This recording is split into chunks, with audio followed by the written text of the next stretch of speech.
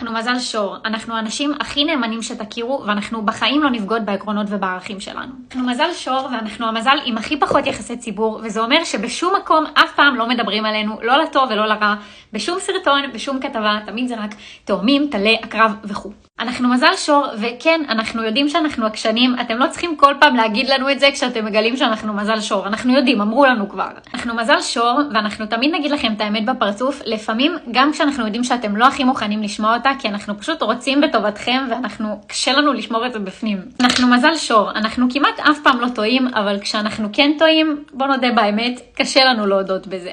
מקווה שאלי לא יראה את הסרטון הזה, כי הוא יזכור לי את המשפט הזה לנצח. אנחנו מזל שור, ותמיד חשוב לנו לנצח ולהגיע להישגים בכל דבר שאנחנו עושים.